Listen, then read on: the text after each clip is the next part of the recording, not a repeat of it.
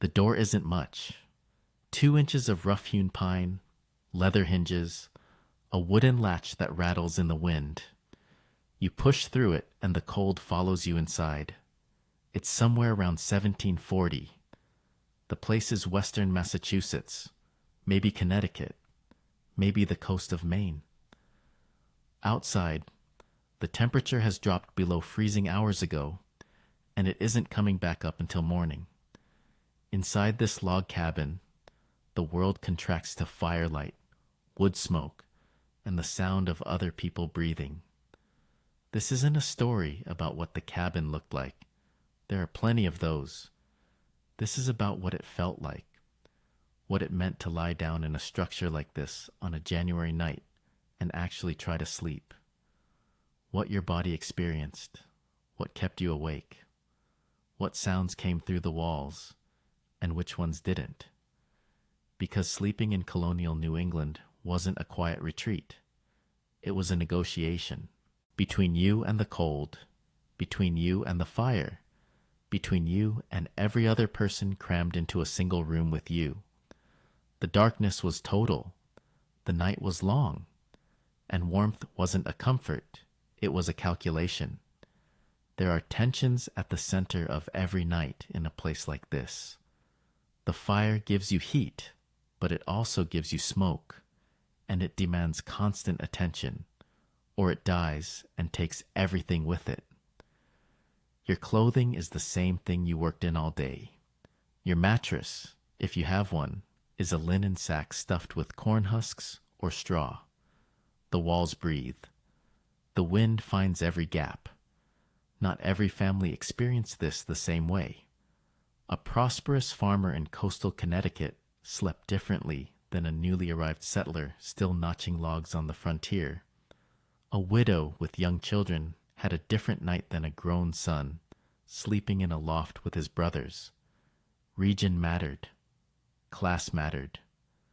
The size of the household mattered.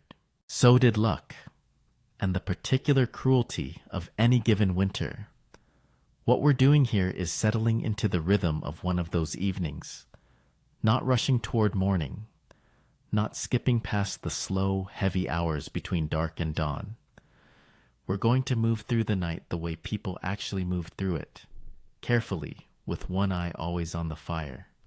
So imagine the latches behind you now. The cold is still there, just held back, barely. Somewhere across the room, embers shift in the hearth. Someone coughs. A child turns over in sleep. The night in a 1700s New England cabin has just begun, and it has a long way to go before it's finished. The structure itself is the first thing to understand. Not what it looked like from the outside. Not the romantic image of smoke curling from a stone chimney against a gray winter sky. What matters here is what the cabin actually was, materially, physically, as a shelter built by hand from available materials, by people who had limited time and no margin for error. A typical frontier cabin in 1700s. New England was small. Not cozy small. Functionally, ruthlessly small. 16 feet by 18 feet was common. Some were less. A single room, sometimes with a sleeping loft above, accessed by a ladder or a few notched log rungs hammered into the wall. The whole structure might have taken a few weeks to raise, neighbors helping where they could. The logs fitted together at the corners with a notch and saddle joint that held without nails. The wood was whatever grew nearby. Oak, pine, hemlock. Green timber, often, still wet inside, which meant it would shrink and shift as it dried through the first winter, which meant gaps. The gaps are important. Between the logs, settlers packed what was called chinking, clay mixed with straw, moss, animal hair, wood chips, whatever bound together, and could be pressed into the spaces between rounds of timber. It worked to a degree. On a still night it held. But chinking was not permanent. It dried and cracked. Frost worked into it and broke it apart. Wind found the failures. By mid-January, a cabin that had been reasonably tight in October might have a dozen small openings along the north wall, each one breathing cold air across whoever slept nearest to it. You didn't always know where the draft was coming from. You just felt it on your neck and moved. The roof was typically made of wooden shingles, or, on rougher structures, sheets of bark laid in overlapping rows. Either way, it was thin. A few inches of material between the family and the sky. Snow on the roof actually helped, in the way that any insulation helps, but the ceiling of the cabin below was rarely more than the underside of the roof boards themselves, open to the rafters, and heat rose directly into that space and out. Whatever warmth the fire produced, a significant portion of it left through the top. The floor was often dirt. Not always, but often enough, especially on newer or poorer cabins. Packed earth, sometimes covered with straw or rushes. In winter, the ground was frozen solid a few inches down, which made it stable, but it also meant the floor was cold as stone, because it was nearly stone. Wooden plank floors existed, and in more established households they were common, but planks cost labor, and planks meant a saw pit or a sawmill, and not every family had easy access to either. The difference between a dirt floor and a wooden floor on a January night was not trivial. Cold rises from the ground the same way heat rises from a fire. One works against you. One works for you. In many cabins, both were happening at once. The windows, where they existed at all, were small. Glass was expensive and fragile, and not always available on the frontier. Some families used oiled paper stretched across a frame, which admitted a dim, yellowish light and kept out rain, but did almost nothing against cold. Wooden shutters were more practical. You closed them at night, and you left them closed. A shuttered cabin after dark was sealed tight, which sounds like warmth, but also means something else. No ventilation, no fresh air, and the fire burning through whatever oxygen it could find. The smoke went up the chimney mostly. Mostly, the chimney and hearth dominated the cabin the way nothing else did. On earlier, cruder structures, the fireplace was enormous, sometimes 5 or 6 feet wide, because the original purpose wasn't warmth so much as cooking. You needed to get a pot inside it. You needed to turn a spit. The size of the opening meant the draft was powerful, which helped carry smoke up and out. But it also meant cold air was constantly being pulled into the room from every crack and gap to feed that draw. The hearth gave. The hearth also took. Now set against this the image most people carry of a colonial log cabin, something warm-lit and self-sufficient. Cheerful, snug. There's truth in it, the same kind of truth that exists in any simplification that captures one element of a thing while ignoring the others. Yes, there was firelight. Yes, there was a roof overhead. But there was also the smell of smoke that never fully left the walls, or the clothing, or the hair of anyone who lived there. There was dampness in the spring and early fall, when temperature swings caused condensation on the log walls and the floor, and mold moved quietly into the chinking and the bedding. There was the particular cold of a deep winter night when the fire burned low, and the temperature inside the cabin dropped toward freezing before anyone woke to tend it. The established farmhouses of coastal New England were a different matter. A prosperous family in 1740 Connecticut might have a house with a central chimney stack serving multiple fireplaces, second-floor bedrooms with actual plaster walls, shuttered windows with real glass, a wooden floor sealed with oil or fat, a root cellar beneath.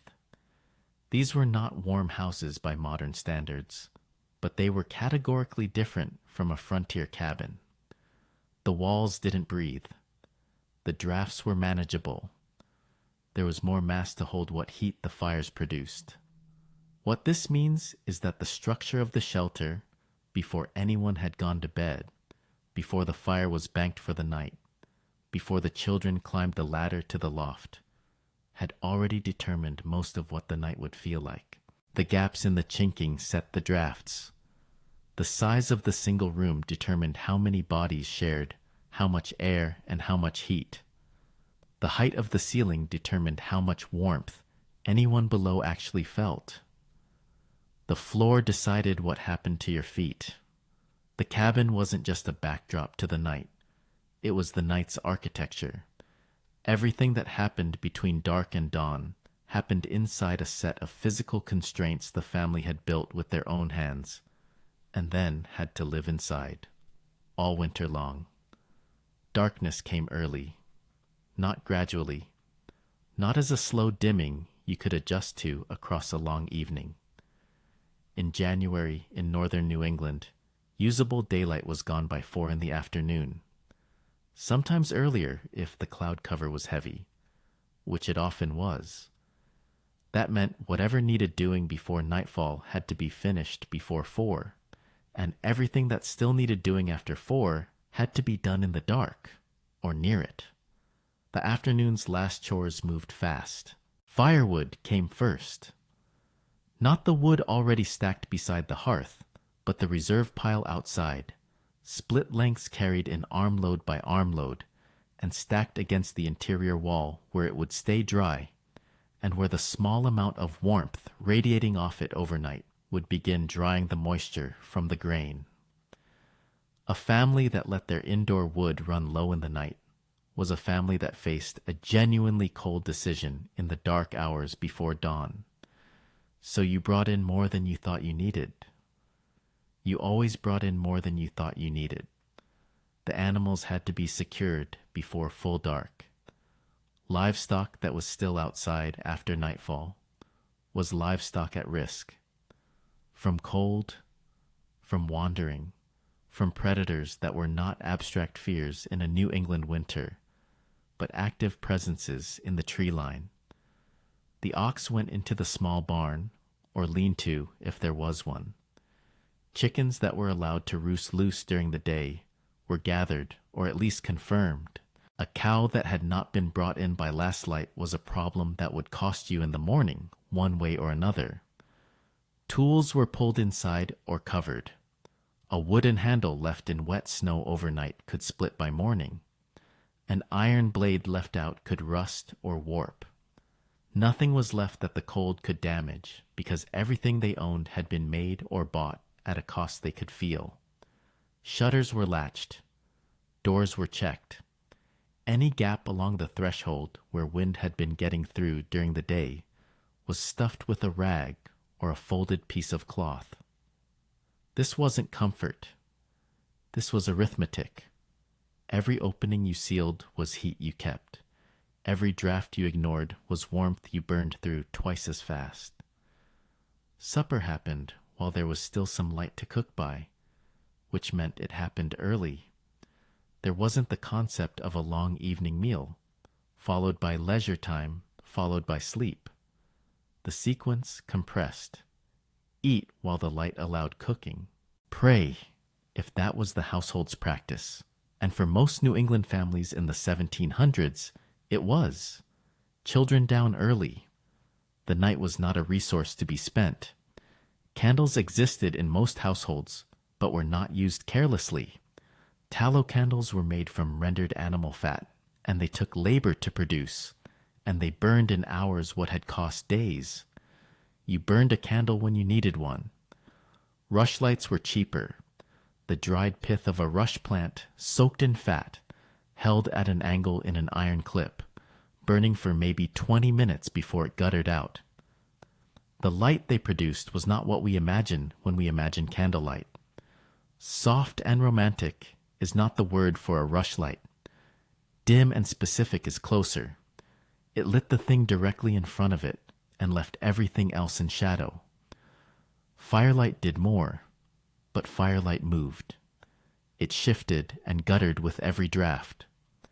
Shadows in a small cabin on a winter night weren't background. They were the room. You could lose track of a person sitting 6 feet away if they moved out of the fire's direct reach. This is worth holding on to.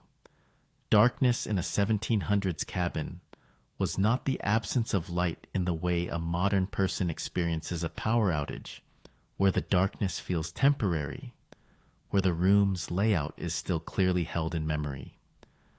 For people who lived inside that darkness nightly, it had texture and weight and a specific quality of presence. You moved differently in it. You listened differently.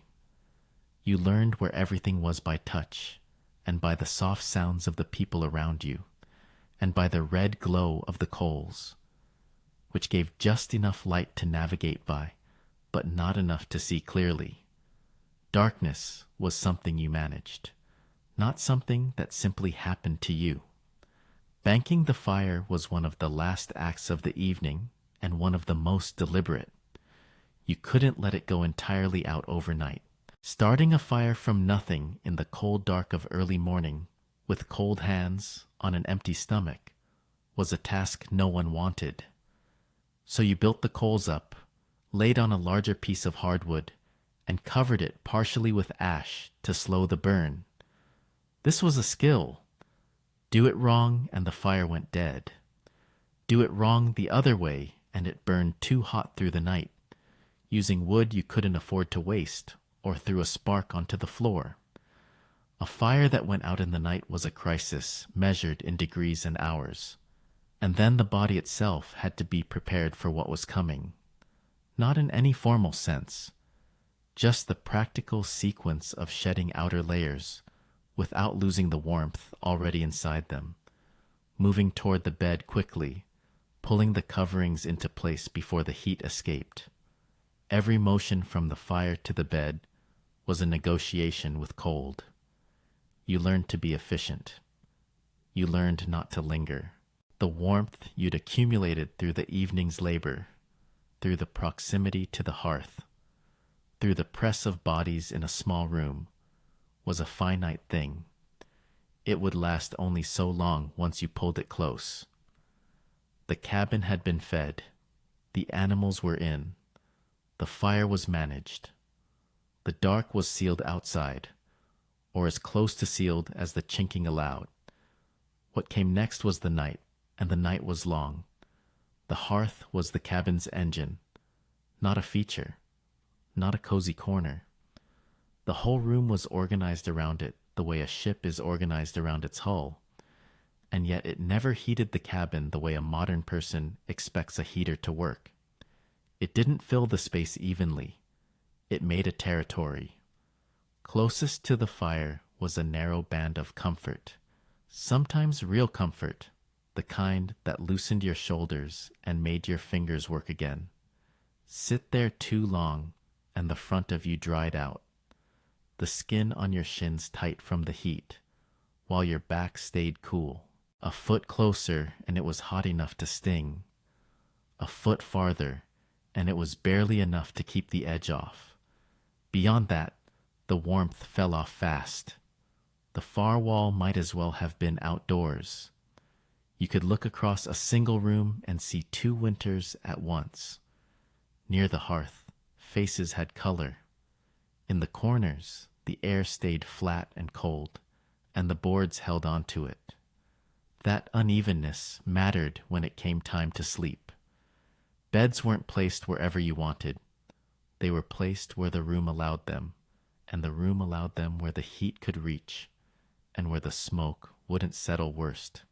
If there was a trundle or a pallet, it edged closer to the fire. If there were children, they drifted toward warmth, the way plants drift toward light. No one announced it. It happened by habit. Bodies arranged themselves into the warmer zone, because the cabin only offered so much of it. Banking the fire was supposed to make the night easier.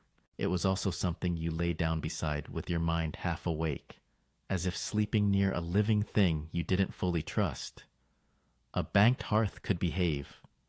It could hold its red heart all night and give you morning without struggle. Or it could throw little surprises, A soft crack and a tiny leap of ember. A sudden drop in draft that pushed smoke forward. A log shifting as it settled, sending a brief shower of sparks up the chimney, or worse, out onto the hearthstone if the log rolled wrong. People worried about fire the way modern people worry about a car skidding on ice. Not constantly, not in a panic, but with a steady awareness that one mistake could become a story told by someone else. Cabin floors were wood. Walls were wood. The roof was wood. And if it wasn't thatched, it was still boards and shingles that could dry out for weeks beside constant heat. Even if the immediate area around the hearth was stone or packed earth, the edges of the room weren't. A single coal dropped into the wrong crack could smolder where you didn't see it. The danger wasn't always a roaring blaze. The danger was a quiet one, a slow one, the kind you slept through until the smoke changed and woke you. And then there was the chimney, which was its own personality. Some cabins had a decent stone chimney built with care, thick enough to hold heat and tall enough to draft properly.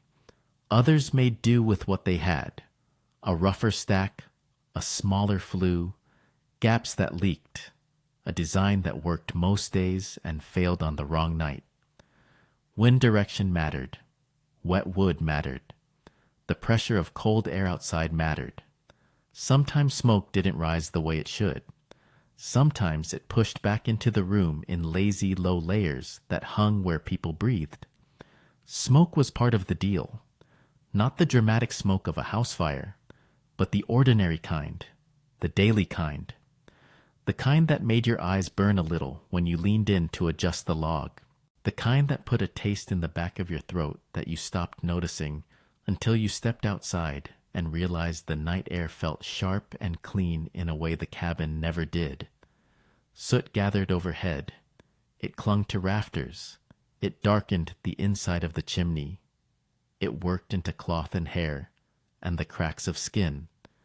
If you had ever wondered why old interiors could look stained even when well kept, this is part of the answer. Fire was never perfectly tidy. It wrote itself onto everything. Ventilation was limited by necessity. You couldn't open windows wide in a January night and expect to keep heat. You couldn't leave the door cracked for fresh air. You sealed drafts because drafts stole warmth, and warmth was survival. So the room became its own atmosphere. Breath and smoke and cooking smells and wet wool, and the faint sourness of bodies that had worked all day and had no luxury of bathing in winter, if the cabin held animals close, even just for part of the night. Add that warmth and that smell too. It wasn't filth exactly. It was density. Life packed into a small space, with the hearth as the center and everything else orbiting it. This is where comfort and health tangled together. A fire kept you from freezing, but the smoke could trouble your lungs. Some people likely lived with winter coughs that never fully left. Eyes irritated. Throats raw in the morning. Children breathing air that was warm enough to keep them alive, but not always clean. It's hard to measure, and it varied from household to household, chimney to chimney, season to season. But it's reasonable to imagine that for many, the price of warmth was irritation and slow wear. In a world without antibiotics, without inhalers, without the expectation that indoor air should be clear, you endured what you could not easily fix. And always, underneath it all, was fuel. Fire was not free. Fire was labor made visible. Every stick had been cut, split, hauled, stacked, protected from wet. Every log burned tonight was a log not burned next week. And winter was long enough to make even a good woodpile feel small. So the fire was managed the way money is managed, when there isn't much of it. You fed it, but you didn't indulge it. You kept it alive, but you didn't let it eat. That trade-off shaped the whole night. A larger fire meant a warmer room and less misery at midnight, but it also meant waking to a smaller pile in February. A smaller fire conserved wood, but it asked your body to do more work to stay warm. Some households might push the fire hard early in the evening, letting heat soak into the stones, then bank it down tight before sleep. Others might keep it modest all night, accepting cold corners in exchange for certainty that the supply would last. Either way, there was no setting to choose and forget. The fire required attention. Even banked, it was a responsibility you could feel from the bed.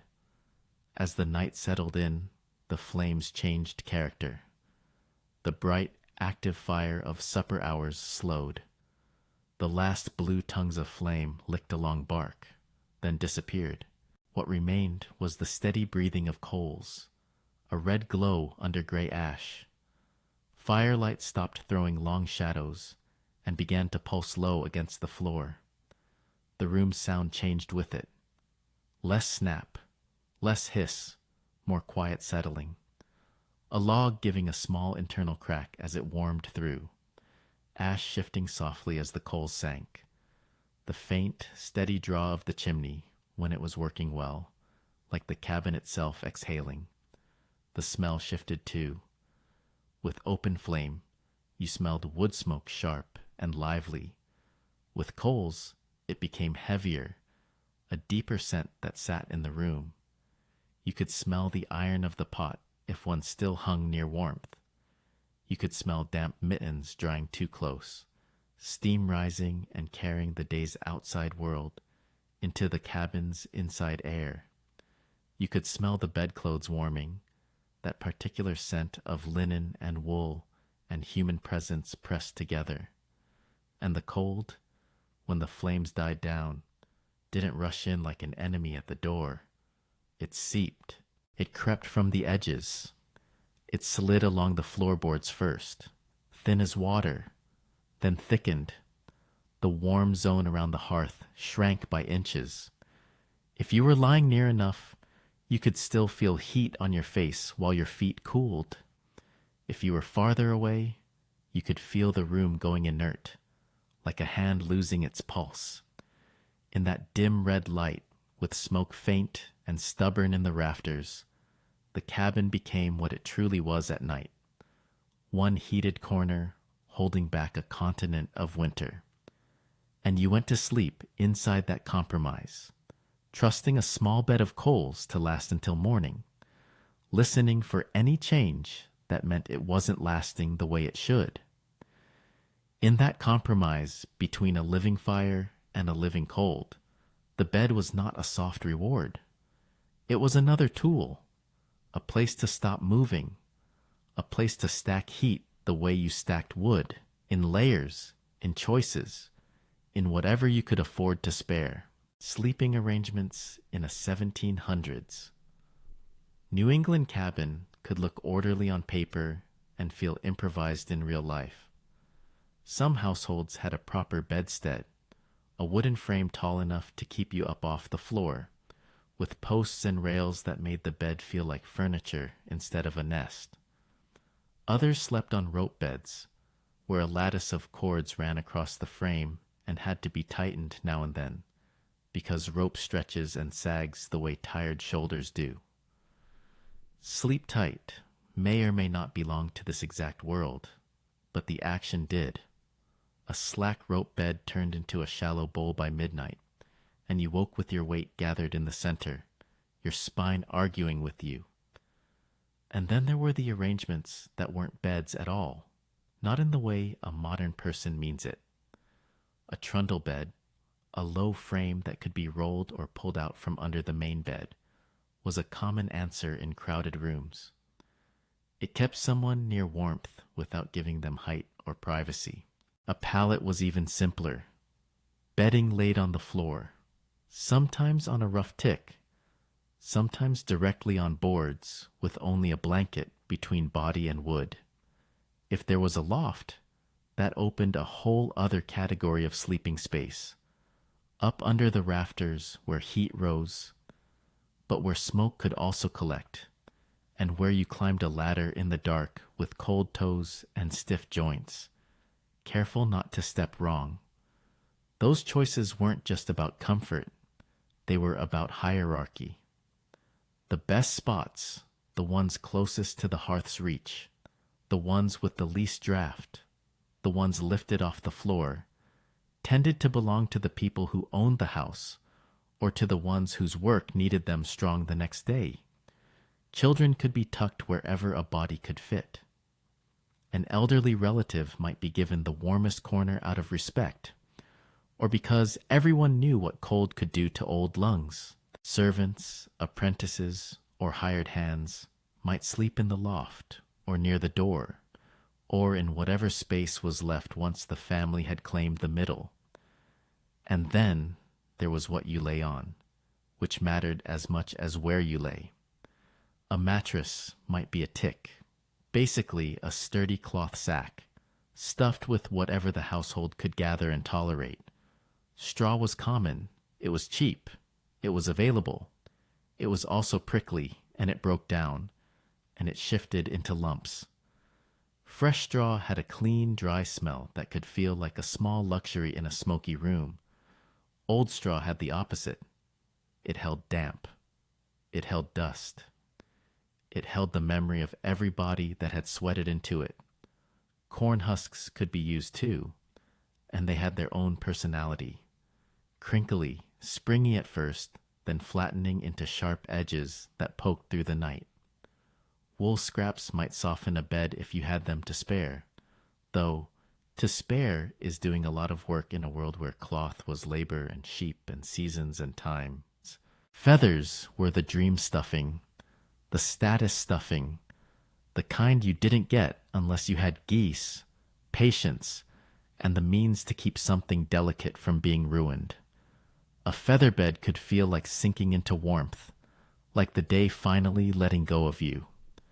It could also be a trap if the room was damp, because feathers hold moisture and odors, and a heavy feather bed in a cold house could turn clammy in a way that made you feel more chilled, not less. Even the best bed was only the bottom layer. On top came the real strategy: fabric and weight. Linen sheets were common enough in many households, though quality varied wildly. Linen could feel cool at first touch, almost shocking when you slid into it, but it warmed with the body and breathed in a way that mattered when you were wrapped tight for hours. Wool blankets did the heavy lifting. Wool didn't just cover you, it held heat even when the air was damp and the room smelled like wet mittens and old smoke. A good blanket was a kind of wealth you could feel. Coverlets, woven bed covers, sometimes patterned, sometimes plain, added another layer, another barrier between you and the cabin's steady leak of cold. Some beds had curtains. Fabric hung around the frame to make a small room inside the room. A bed with curtains wasn't just pretty, it was engineering. Curtains reduced drafts, trapped warmth, and made the space around your face less exposed. They also trapped smoke and breath, and whatever else was in the air. You could wake inside a curtained bed to air that felt used up, warm but stale. Your own breathing returned to you. Night clothes mattered too, though not everyone slept in something special. Some people slept in shifts or shirts meant for night, keeping their daytime clothes dry and cleaner for work. Others slept in what they had, or added caps, stockings, extra layers that would look ridiculous in daylight, but made sense in the long arithmetic of the night. There's a modern idea that more blankets always equals more comfort. In a cabin, too many layers could mean sweat, and sweat was not comfort. Sweat was danger. Sweat meant damp cloth pressed to skin, then cooling, then waking shivery at 2 a.m, with your body suddenly working hard just to get back to where you were. And no matter how carefully you layered, the bed was never sealed. The cabin was alive with small intrusions. Pests were part of the bargain. fleas, lice, bed bugs, names that still make the skin itch, could find their way into straw ticks and wool blankets and the seams of mattresses. Keeping bedding clean in winter was difficult. Washing meant water-hauled and heated and managed, and drying meant time and air and sometimes a little luck with weather. Dampness crept in from the floor, from wet boots left too close to the wall, from snow melted into the boards. Odors settled into everything: smoke, tallow, sour wool, the faint animal smell if animals were kept close, the human smell of a room where bodies worked hard and bathed rarely because the world outside was trying to kill you. Worn materials complicated the idea of a cozy bed. Linen thinned and tore. Blankets got shiny in spots where they'd been rubbed for years. Stuffing migrated. Rope sagged. Posts loosened. A bed could creak under the smallest shift, announcing every turn to the room. And in a space where several people might be trying to sleep at once, that sound mattered. It was hard to pretend you were alone when the bed itself commented on you. So when you hear, "a warm bed in this world," don't picture a private bedroom and a clean mattress and silence. Picture a ranking of places in a single smoky room. Picture one person with a curtained bed near the hearth, layers of linen and wool piled high, and another person on a pallet where the cold slid first along the floorboards. Picture the difference between feathers and straw as not just comfort, but power. The power to keep your heat. The power to keep out drafts. The power to wake with less pain and more strength. Because winter didn't care what you deserved. It cared what you had. And when the fire sank low and the cabin went quiet, what you had was what you slept under. And underneath all those layers, linen, wool, coverlet, whatever could be spared, there was another layer that modern people forget to count. Other bodies. In a 1700s New England cabin, sleep was often communal. Not as a quaint tradition, as a solution. The cabin didn't have the square footage to give everyone a private island of darkness. It had one main room that tried to be kitchen, parlor, workshop, sick room, and bedroom all at once. Sometimes a loft, sometimes a lean-to, sometimes a second space if the household was doing well. But very often, when night finally took over, the whole family didn't retire to separate rooms. They folded inward, like you do when you're trying to keep a candle alive in wind. Parents and children in the same bed. 2 children to a trundle. A baby close enough to reach without standing. A servant or an apprentice rolled up near the hearth or along the wall, where the draft came in like a slow tide. A guest, because guests happened, even in winter, borrowed the best space available, because hospitality wasn't a hobby. It was a reputation, a moral duty, and sometimes an insurance policy for your own future need. If you had only one real bedstead, you didn't waste it on one person. A bed wasn't a private sanctuary. It was a heat source that didn't burn. It was also a significant object: wood, joinery, rope, fabric, stuffing, something you might have built or bought with effort you could still feel in your hands. To leave it half empty would have been, in many households, like leaving part of your firewood unburned while your toes went numb. Winter made the logic sharper. Bodies make warmth. They also keep one another from losing warmth. The difference between sleeping alone and sleeping pressed up against someone else could be the difference between a night that merely hurt and a night that became dangerous.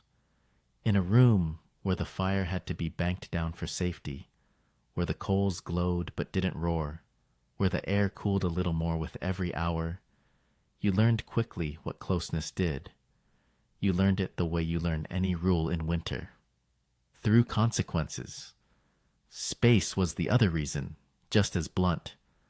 A cabin might have one room big enough to stand in and move, but not big enough to spread out. A bed frame took up room the way a table did. A pallet took up room the way a doorway did. And once you laid out the sleeping places, once the trundle was pulled, once the straw tick was set, once the blankets were shaken and settled, there were only narrow lanes left for anyone to step through. In that environment, sleeping together wasn't only about affection or custom. It was about the geometry of survival. Resource scarcity backed it all up. More beds meant more timber, more rope, more cloth, more stuffing, more time. More blankets meant more wool, more spinning, more weaving, more mending. Even if you had the skill, you still needed the hours, and winter was already spending your hours for you. The night didn't care about your preferences. It cared about your inventory. And sharing a bed in that world wasn't always gentle. It could be. A child wedged between parents could feel like being held in a pocket of warmth, safe from the cold that prowled at the edges of the room. An older sibling with a younger one tucked close might feel a small, proud seriousness. I'm keeping you warm. I'm doing my part. For some people, that closeness softened the dark. A cabin at night could feel like a small ship in a black sea. Hearing other breathing could remind you the ship was still afloat. But closeness also meant friction in every sense. There was very little privacy.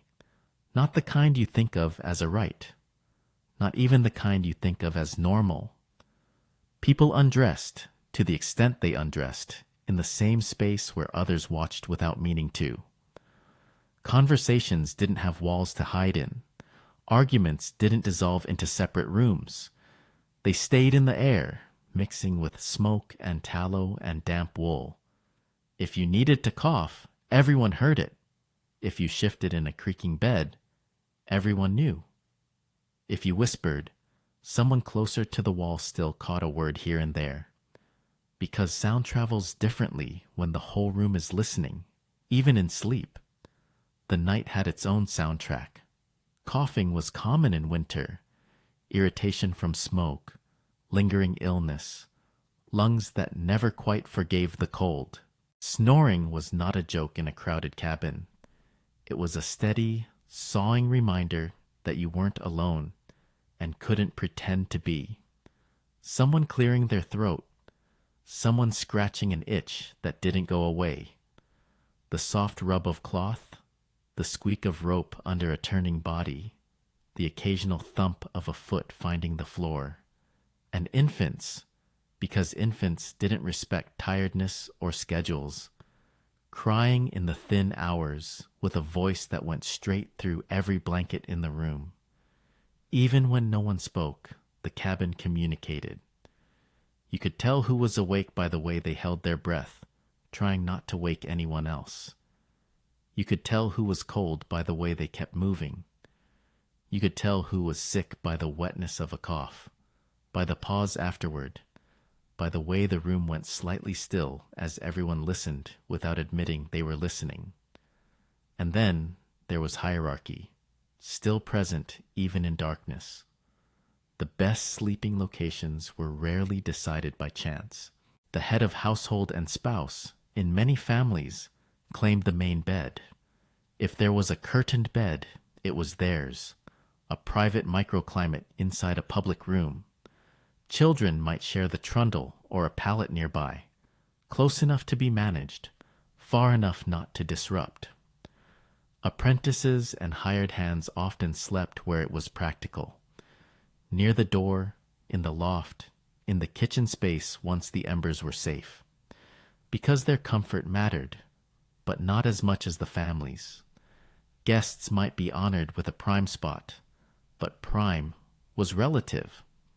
Sometimes a guest got the bed while the household shifted to pallets, not because everyone wanted to perform generosity, but because a guest could carry your name into the world. A night of decent hospitality could pay back later in trade, in help, in goodwill. None of this was fixed in stone. Some households were tenderer, some were harsher, some had more room, more bedding, more options. But the pattern shows up again and again in the sources people left behind. Nights organized like the rest of life, by age, by labor, by status, by need, by who could endure the cold and who might not. And emotional comfort lived right alongside emotional discomfort. A crowded bed could feel secure until it felt suffocating. A room full of sleeping bodies could feel like protection until it felt like there was no space left for your own thoughts. You could be grateful for the warmth and still resent the elbow in your ribs. You could feel loved and trapped at the same time. You could lie awake, listening to a parent's breathing change into sleep, and feel both safe and strangely alone, because there was no way to step out of the closeness without stepping into the cold. That's the part that can be hard to imagine, how intimacy and hardship braided together in the dark. The closeness wasn't always chosen, and it wasn't always unwanted. It was simply there, like the smoke in the rafters, a constant, a condition of the season. And once everyone settled, once the whispers thinned, once the last log shifted and sighed into coals, the cabin became a single organism trying to hold on to heat. Breath collected, blankets rose and fell, the night pressed against the walls. Then winter started making its way in, one draft at a time. Cold didn't arrive like a dramatic moment. It arrived like debt. A cabin could be tight, the chinks packed with clay and moss, the door latched, the shutters closed, and still the cold found purchase. It slid along the floorboards. It pooled in the corners. It crept up the bed legs and into the straw, and it waited there, patient as a January morning. At first you felt it as a subtraction. The fire had done its job while people were still moving, while supper was cooked, while water was hauled, while the last task was finished by firelight. But once bodies stopped working, once the room went still, the heat stopped being made. The cabin didn't keep warmth the way a modern house does. It leaked it. It spent it. The cold went after the parts of you that were easiest to steal from. Toes first. Even with stockings, even with wool, your feet were farthest from the shared heat of the bed and closest to the air that sank.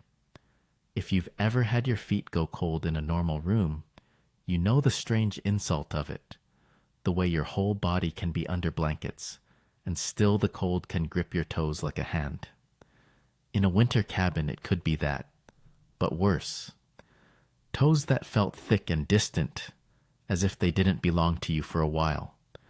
Toes that ached when warmth finally reached them again. Fingers, too.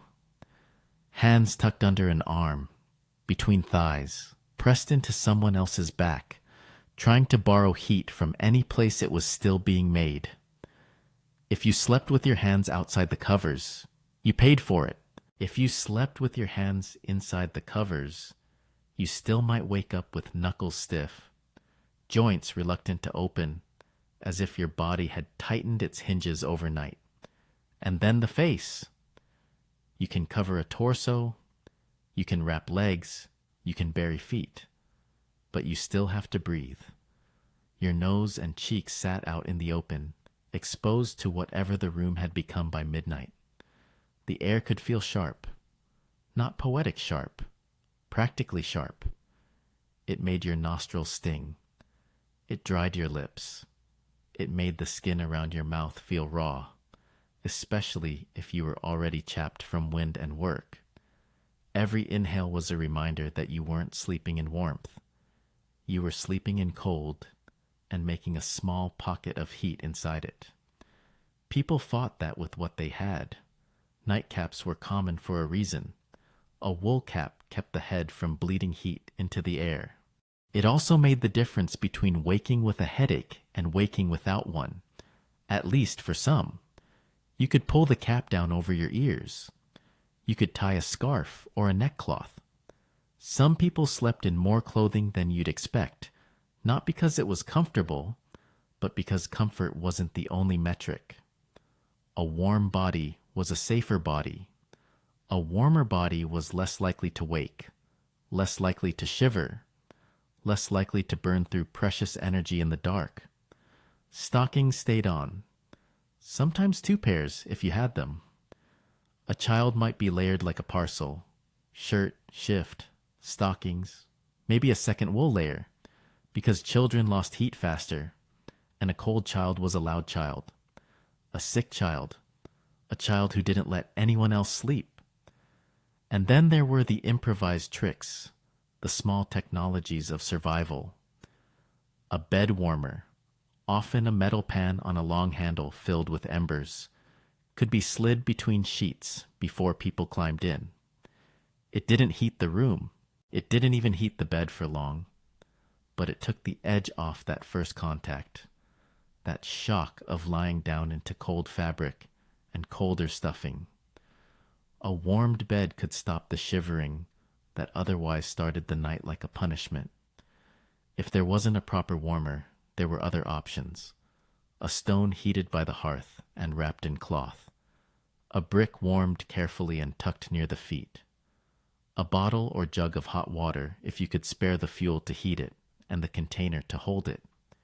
Even a sack of warmed grain shows up in later accounts. Anything that could store a little heat and release it slowly, like a miser counting out coins. But every one of these strategies had limits that winter loved to expose.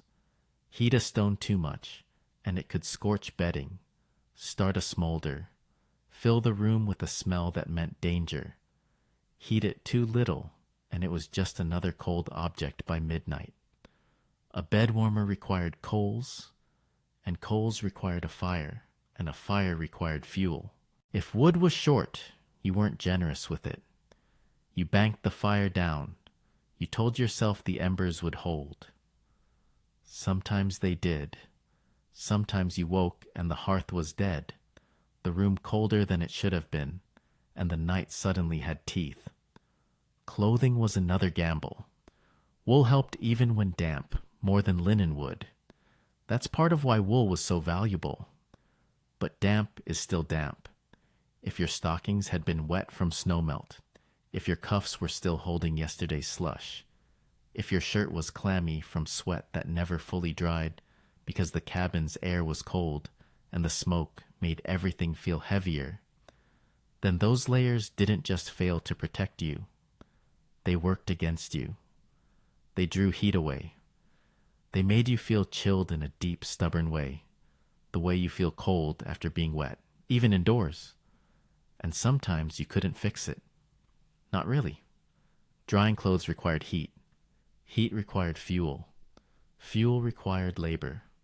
Labor required daylight. Daylight was short. Winter was a closed circle. When the temperature plunged outside, and it did, often enough to be remembered, everything in the cabin responded. The walls cooled. The floor became a slate. Frost might creep along the inside edges of a window. The water bucket near the door could skin over with ice. Even if the family had done everything right, even if the chinking was decent, and the blankets were thick and the bed was shared, cold could still win in the late hours. That's when sleep turned thin. You drifted off and then rose again. Not fully awake, but not fully gone either. You'd shift, seeking a warmer spot the way a hand seeks the last warm brick in a dying hearth. You'd tuck your feet under someone else's calves and apologize in a whisper that might not be heard.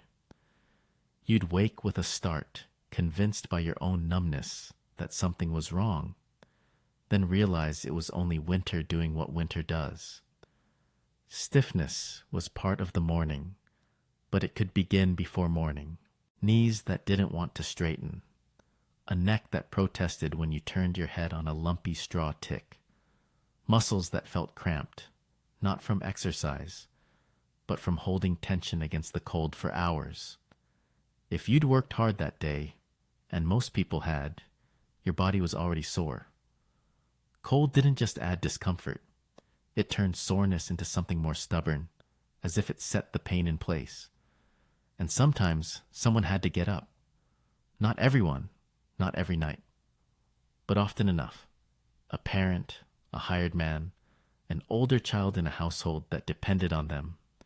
They'd slide out of the bed's warmth into the room's cold and feel it hit like water. The floor would shock the soles of their feet. The air would snatch at their chest. They'd move quickly because moving made heat, because standing still was how you began to lose. They'd coax the coals, blow gently, add kindling if there was any to spare, guard the flame like a secret, not because they wanted a roaring fire, too risky, too wasteful, but because a little renewed heat could be the difference between sleep and suffering for the rest of the house. All of this lived inside the larger truth that winter didn't only happen at night. A body in 1700s. New England was a working body. It carried wood. It lifted water. It chopped, hauled, stirred, mended, milked, walked through crusted snow. If you ate well, you slept warmer. If you ate poorly, the cold found you faster. Calories were heat you could store. Hunger was a draft inside your own ribs. People didn't talk about metabolism, but they knew the effect. They knew who got chilled first. They knew which child needed the better blanket. They knew that an older person might not endure what a younger person could. They knew sickness made you cold in a different way. Cold that blankets didn't fix. Cold that settled behind the eyes. Resilience wasn't a slogan. It was a condition built from years of labor and seasons of scarcity. Some bodies were toughened by it. Some were worn down by it. And the cold, indifferent, and exact measured those differences without mercy. By the deepest part of the night, the cabin might be quiet again. Everyone pulled into their own small calculations under the covers. How to keep fingers warm, how to stop shivering, how long until morning, how long until someone adds a stick to the fire. And even when you managed to sleep, the cold didn't leave. It stayed at the edges of your body like a border you couldn't cross. It waited for you to shift, to expose skin, to lose the warmth you'd managed to gather. Winter wasn't outside. It was in the room with you, listening to you breathe. Winter wasn't outside. It was in the room with you, listening to you breathe. And in a cabin, you listened back. Not with curiosity, with that half-wakefulness that turns every ordinary sound into a question.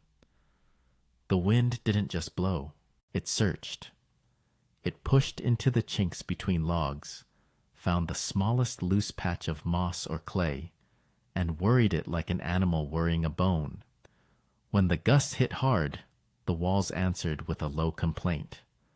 A log cabin could creak the way a ship creaks, not because it was about to fail, but because wood is never completely still. It shrinks, it swells, it settles into its own weight.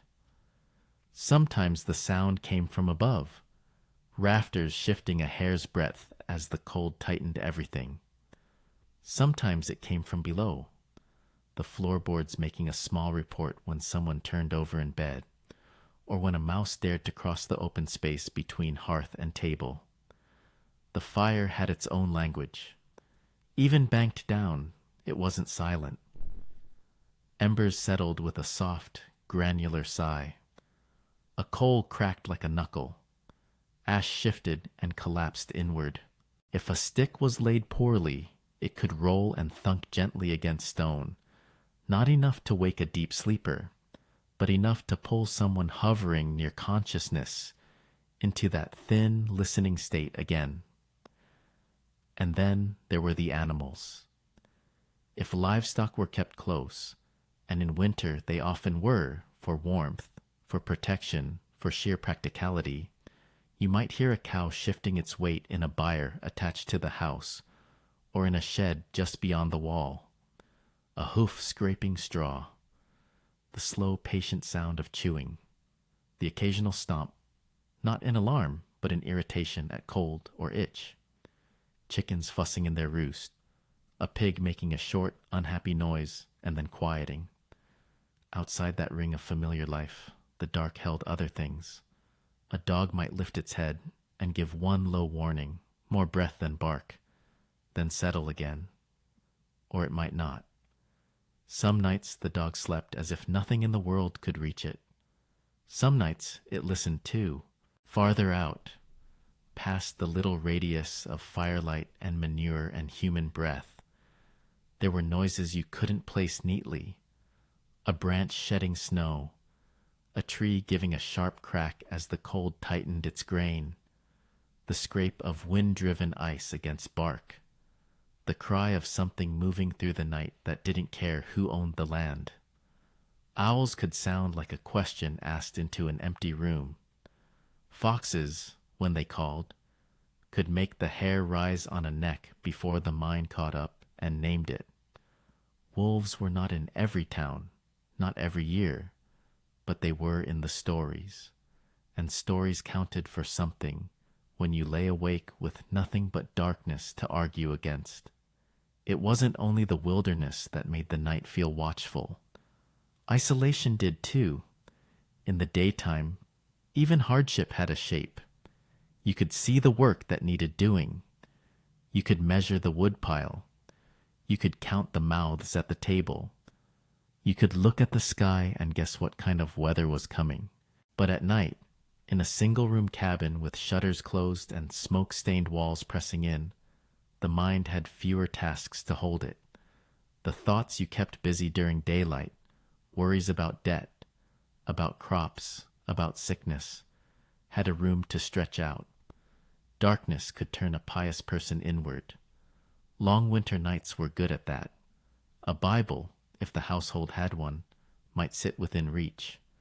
A few verses remembered by heart could be repeated in the mind like a charm, though no one would have called it that.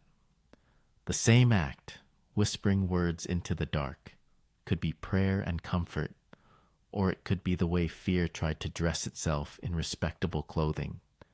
Because there were real dangers, and people knew them. Thieves were not a constant presence in every place, but the fear of them was. A cabin wasn't a fortress. A latch could be lifted. A shutter could be pried. A man intent on harm didn't need much more than darkness and patience. Even if nothing happened, the idea that it could happen sat in the mind like a coal that wouldn't quite go out. Fire was the other fear, the one that lived right there in the center of the room. The hearth was life. It cooked food. It warmed hands. It dried clothes. It made light. And it was a mouth that could bite. A spark could jump. A coal could roll. Bedding could smolder silently before it flared. Chimneys, especially early ones, especially crude ones, could catch. Even a well-built chimney could become dangerous if soot built up and the draft changed. People didn't need modern statistics to respect what flame could do to a wooden house on a bitter night when snow lay deep and water might be sluggish in the bucket. Then there was illness. Not dramatic illness, not the kind that announces itself with a shout, but the quiet kind that starts as a cough in the dark. A child turning restlessly, breathing too fast. A fever that makes someone throw off the covers in the cold, not because they're warm, but because their skin feels wrong. In winter, those small signs could feel like omens, not supernatural ones necessarily, just the grim arithmetic of experience. People knew how quickly a cold could become something else. They knew how far away help could be. They knew that a sick body in a cold house had fewer reserves to spend. All of that sat under the surface of sleep. And sleep itself, may not have been a single, clean block the way many people imagine it now. There are diaries and sermons and later recollections that suggest some people, in some places, spoke of a first sleep and a second sleep, especially when nights were long and artificial light was scarce. It wasn't a universal schedule, and it wasn't a rule carved into wood. But the pattern makes a kind of sense. In deep winter, darkness lasted so long that the body could drift down, rise again, and drift down again, almost as if the night had two floors. So you might wake, fully, not just stirring, and find the cabin in its midnight state. The room would feel larger for a moment, because your eyes weren't sure what they were looking at. The fire would be a dull, reddish presence behind its ash.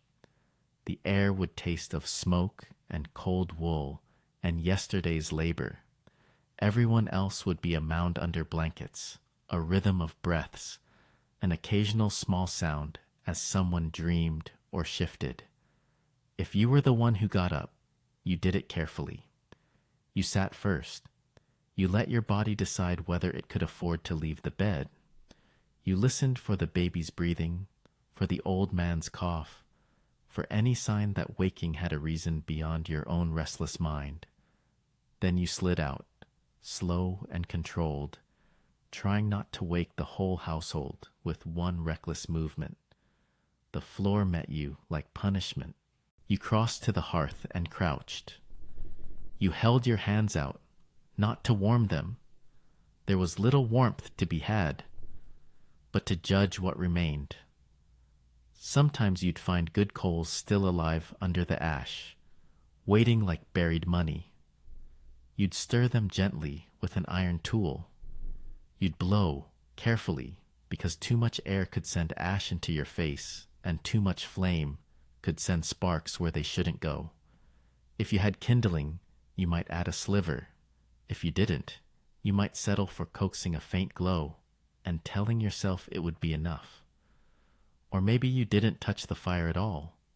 Maybe you woke because a child had wet the bed, or cried out, or kicked the blankets away in sleep. Maybe you woke because your own bladder insisted, and stepping outside meant facing a night so cold it felt like it could split your lungs. In that case, you hovered at the door, hand on the latch, listening first. Because even that small act, opening the cabin to the outside, was a kind of risk. Or maybe you simply lay there, awake, and did nothing but listen. That was a common kind of midnight labor, the mind trying to settle itself. In the gap between sleeps, thoughts came in. Not always useful thoughts. A worry about the woodpile, a remembered argument, a calculation of food stores, a fear that someone's cough sounded deeper than it should. The mind would reach for faith, for habit, for stories. It would make bargains.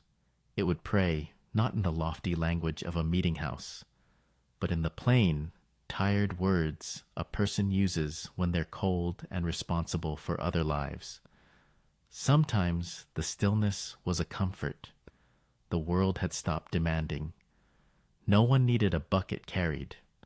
No one needed an axe swung. For a brief stretch, you were allowed to be nothing but a breathing body under blankets, hearing the cabin speak in its small noises. And sometimes the stillness was the problem, because when there's nothing to do, fear gets to talk. It didn't always come as panic. It came as attention. You heard the wind and wondered if the roof would hold. You heard a distant sound and imagined feet in snow. You felt the child next to you shift and worried about fever. You smelled the faint smoke and wondered if the chimney was drawing poorly, if the room was filling even now with something you couldn't see. Unease and peace could share the same bed. That was the truth of a winter night in a small cabin. You could be safe and still feel exposed. You could be grateful and still be afraid. You could be exhausted from labor and still find your eyes open in the dark, counting breaths, listening to embers settle, waiting for the night to decide what it would be. And when sleep returned, it didn't erase the listening. It simply folded it into the dream and carried it toward morning. And that's where the question gets sharp. Not everyone in that cabin slept the same.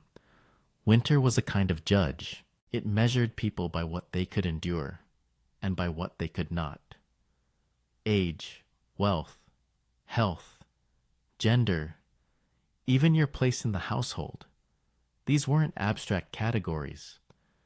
They were the difference between a night that was merely uncomfortable and a night that could grind you down until you felt old before your time. The ones who often slept best were the ones with the least responsibility. A child, if it wasn't sick, if it wasn't hungry, if it wasn't frightened awake by coughing or arguing or the sound of wind whirring the shutters, could drop into sleep like a stone. Children ran hot. They folded themselves into warmth easily. They could sleep in positions an adult body couldn't tolerate for 5 minutes. They could be wrapped in someone else's blanket and simply go. And if they woke, they might cry, and then they might go right back again, because the mind of a child doesn't always carry the ledger of tomorrow. But even that had an edge. An infant wasn't a small adult. An infant was a fragile little fire you had to keep lit. A baby's sleep could be light, easily broken by cold air on the face, by hunger, by wet cloth. And in a cabin in January, wet cloth didn't mean a simple inconvenience. It meant cold against skin that couldn't spare the heat.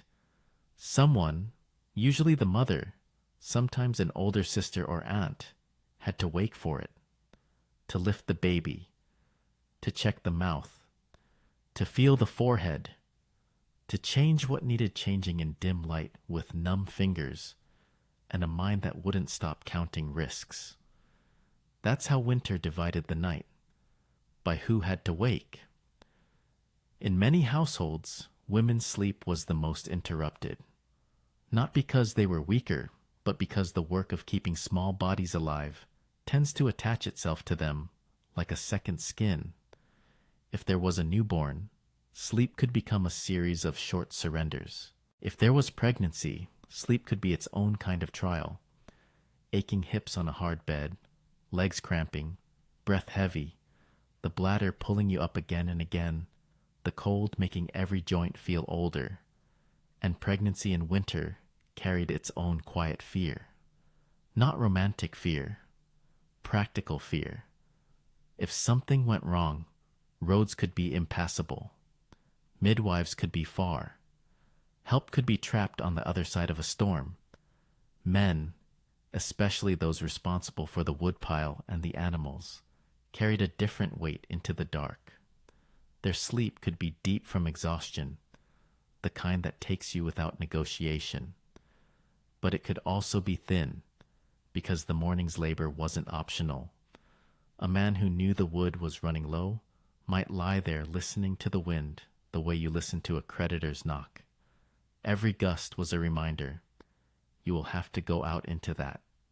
You will have to cut, split, haul, and do it again. And if you don't, the fire shrinks, and then everything else begins to shrink with it. Old age changed the terms again. The elderly often slept closer to the hearth if the house could arrange it, because cold in an old body doesn't feel like a simple chill. It settles into the bones. It stiffens hands until even pulling a blanket up becomes work.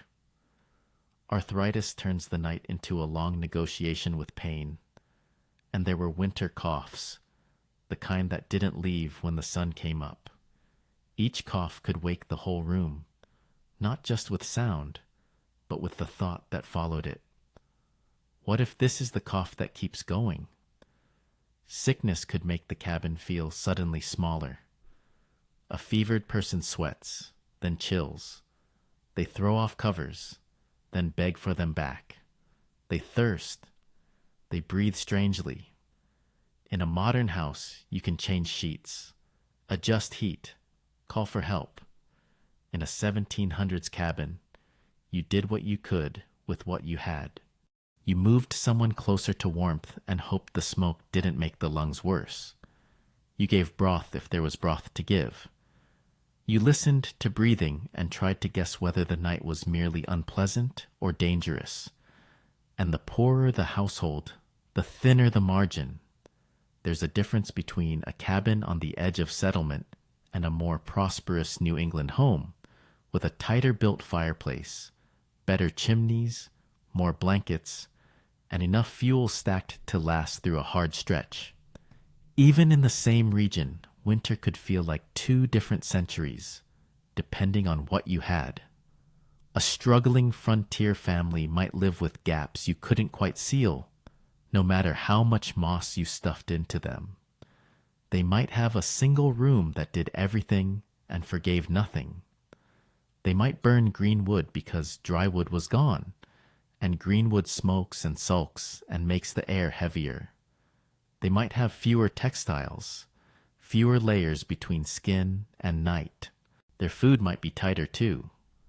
Cornmeal measured carefully, salt pork stretched thin, a root cellar that looked less confident every time you lifted the lid.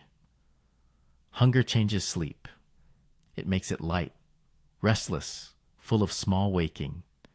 It gives dreams teeth.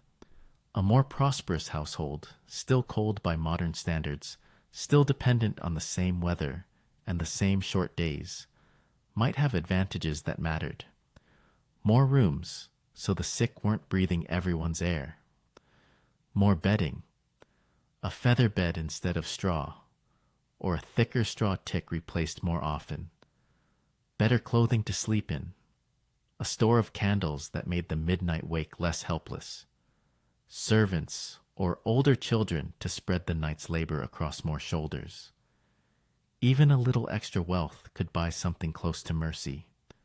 Not comfort, perhaps, but steadiness. Because winter hardship wasn't just temperature. It was fuel. It was food. It was storms that pinned you in place and made every task feel like it cost double. It was isolation. The knowledge that if something went wrong, you might be the only help you got. A broken leg wasn't an inconvenience. It was a sentence. A failed chimney wasn't a repair. It was a threat. A lost cow wasn't bad luck. It was milk gone, butter gone, calories gone, and a quieter barn that didn't give back heat. Even the best sleepers were sleeping inside that reality. And some people slept like the dead, not because they were comfortable, but because they were spent. There's a kind of exhaustion that isn't peaceful. It just empties you. It takes you down whether the bed is soft or hard, whether the room is warm or cold, whether the wind is quiet or making the walls complain. You sleep because the body has no other choice. So when people today imagine a log cabin in winter, they often imagine the romance first. They picture the steady fire, the clean hush of snow, the simple bed, the wholesome tiredness at the end of an honest day. But in the real arithmetic of a 1700s winter, how often was it actually restful? How many nights were truly warm? How many mornings came after an unbroken sleep? How many people lay there smiling at the charm of it? And how many lay there listening, counting coals, counting breaths, counting weeks until the thaw, wondering, not poetically, but plainly, whether the wood and the food and the bodies in that room could hold out until spring. And then, slowly, the night lets go. Not all at once, not kindly, but by degrees, by a thinning of the dark, by the moment you realize the wind has changed its tone, by the pale suggestion of daylight finding the gaps around a shutter or the edge of a chinked log. Morning in a 1700s. New England winter wasn't a reset. It was a continuation. The same cold, rearranged. The fire is no longer a companion. It's a problem you have to solve again. Coals that looked generous at midnight are now gray and stubborn. Ash has drifted in soft, powdery heaps. If someone banked the hearth well, there might be a pulse of heat still buried under the cinders. If they didn't, or if the draft pulled harder than expected, then the cabin wakes up to a dead stove of stone and brick. And the first task of the day is to make flame out of almost nothing. And that's what the whole night was, really. Almost nothing turned into enough. Enough warmth to keep fingers working. Enough sleep to make the next day possible. Enough food in the belly to stop the mind from chewing on hunger. Enough cloth between skin and air that the body doesn't spend itself trying to stay alive. It's tempting to think of sleep as a personal choice. What you like, how you prefer your pillow, whether you're a light sleeper or a heavy sleeper. But in that cabin, sleep was shaped by architecture more than preference, by labor more than mood, by climate more than comfort. A low ceiling that held heat, a chimney that drew, or didn't, a door that swelled with moisture and never quite shut right, the day's woodcutting deciding the night's temperature, the household itself. How many bodies, how much coughing, how much responsibility, deciding who could sink into rest and who had to surface again and again. So when dawn finally comes, it arrives with a certain truth, cold air on the face, the faint smell of smoke in hair and cloth, the creak of someone sitting up carefully, joints protesting, a child shifting closer for warmth, the first breath that feels like it has edges, and then the cabin begins, slowly, to wake. If you're listening right now and you want more quiet history like this, like the video, subscribe, and tell me in the comments where you're listening from. I'd love to know what your morning feels like on your side of the world.